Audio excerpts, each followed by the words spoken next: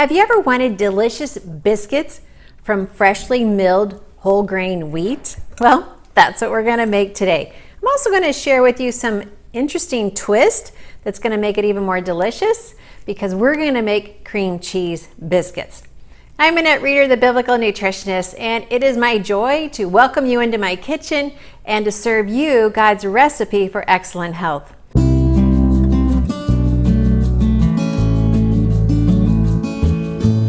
I hope you are enjoying these videos, and I hope you already subscribed to this channel so you can get notified every time we post a video. But that happens when you hit the bell. And then, of course, if you like it, and then comment down below. And actually, in your comments, I want to hear what's your favorite flavor of biscuits? Or is it just the buttermilk? Do you need to cook with buttermilk? Do you need to have baking powder? Do you need to have baking soda? We're going to talk about it today and how to make the perfect cream cheese biscuit with freshly milled whole grain flour. All right, let's get started. We're going to go ahead and mix the dry ingredients first. So I'm going to take 2 cups of flour.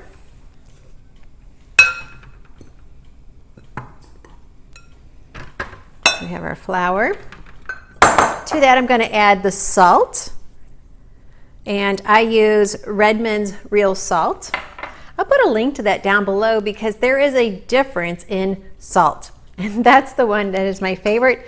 And I love the way it's processed, or I should say lack of processing. Now we're going to add 1 tablespoon of baking powder. And I was doing some research on does it matter how much baking powder you add? Well, it does. The more baking powder you have, the higher the biscuits are going to rise. And since we're working with whole wheat flour that I freshly milled, it's already a heavier flour, so it already has a hard time rising. And we're going to add a fat. We're going to be adding some cream cheese. Actually, we're not going to add cream cheese. I said that, but I've got a secret I'm going to share with you when we get to that part. So since we're going to be adding so much fat, it's going to be a little bit harder to mix everything in. And so let me show you how to do that. As we add in the fat, we're going to be adding in half a stick of butter, and we're going to cut that in. This is a pastry blender. A lot of times I would just use my food processor because it's just so much faster, but I know a lot of you don't have a food processor, so I want to show you some of the other options. And we want to mix this up until it's like a pea size. You may read that in recipes and wondering, what are they talking about pea size? Well, we want the fat to stick to the flour, and we want it to be totally mixed in.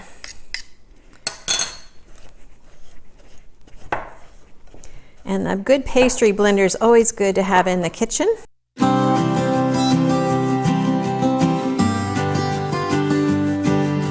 Now we're going to be making some cream cheese biscuits, only instead of the cream cheese, I'm going to be using some goat cheese. Oops.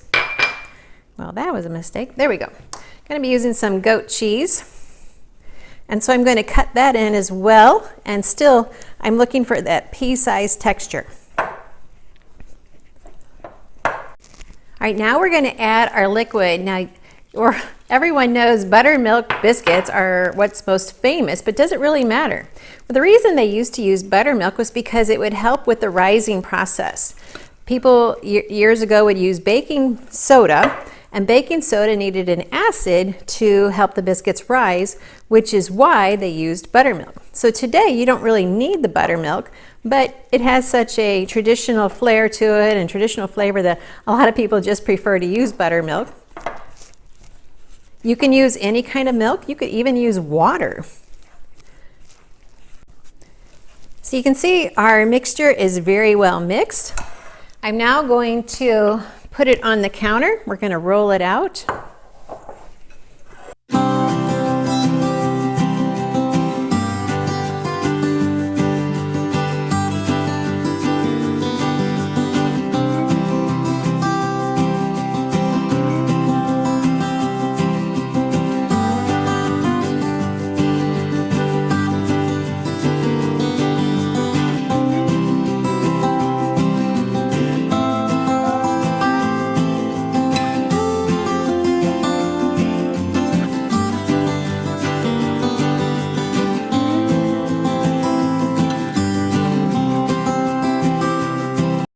Well, our biscuits are done. They came out of the oven. Oh, those look delicious. I can't wait to try them. You can see we kept our heart shape, so they're gonna look really pretty on the dinner table as I serve them, probably for Valentine's Day. I might even serve them for my daughter's birthday, who happens to be a Valentine baby, and although she's not a baby anymore. And these are going, oh, I can just smell them. They smell really good. I hope you get to try this recipe, but I didn't even tell you that the recipe came straight out of the Healthy Treasures cookbook. There are so many delicious recipes in this cookbook that I don't know what I would do without it. I enjoy cooking out of it every single week. Well, these are going to be delicious. I wish you were here with me to enjoy them. I hope you get to try it yourself. Try some heart shapes, try some flower shapes, or just do some drop biscuits. But when you make it yourself with freshly milled flour, you get all the nutritional benefits. And that's what we're about, fiber. Yes, these are going to have lots of good fiber. I'm Annette Reeder, the Biblical Nutritionist, and I just want to thank you for watching today and letting me serve you God's recipe for excellent health. And never, never, never forget, God loves you. He loves you so much that He sent His Son to die on the cross just for you. And that love never goes away. Annette Reeder, Biblical Nutritionist. Give it a thumbs up if you like it. I can't wait to read your comments below. Oh, I almost forgot to tell you, you probably already hung up, but we have a new book, 7 Steps to Biblical Health. You definitely want to grab that. It's free. We'll put a link to it down below. You definitely want to get that. Some of my best teachings with my clients that I put together in a book just for you, and it's free. Yes. All right. Thanks for watching.